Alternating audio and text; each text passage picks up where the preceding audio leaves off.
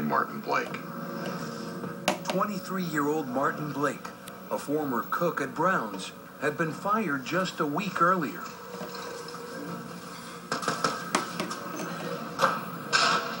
You always have to look at ex-employees in these cases, particularly ones that have been fired and have a grudge.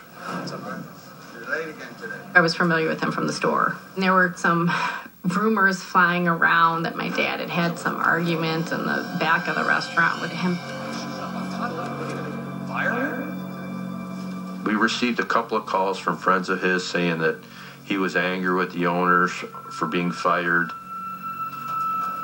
One of the other things that was of interest was Martin had dated Michael Castro's sister,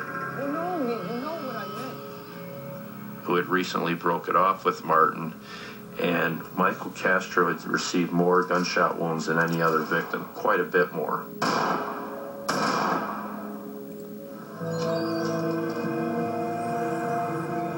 Other friends said when they were talking to him on the phone, he was shooting a handgun inside his residence. That's an unusual activity. What's more, an eyewitness reports being turned away from the restaurant the night of the massacre by a suspicious-looking man. We had a woman who came up to buy chicken that night after the restaurant had closed, and she told us there was someone inside with dark shoulder-length hair who said, "We're closed."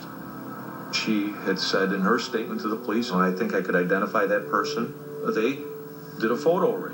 They put Martin Blake's photograph into the photo array. It said, "Do you recognize anyone?" And she said, "This guy looks like him."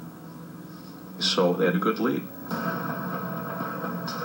Right away, officers chase down Blake and surprise him at his home.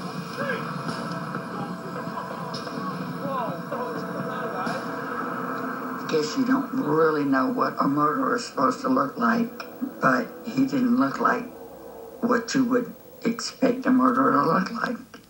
Since the shocking mass murder at this family-run chicken franchise near Chicago, police have taken a recently fired employee into custody. When I found out that they caught someone, I cried. It was tears of joy. Less than 24 hours after the carnage, Palatine police think they found their killer. But have they? Crazy, man. Investigate.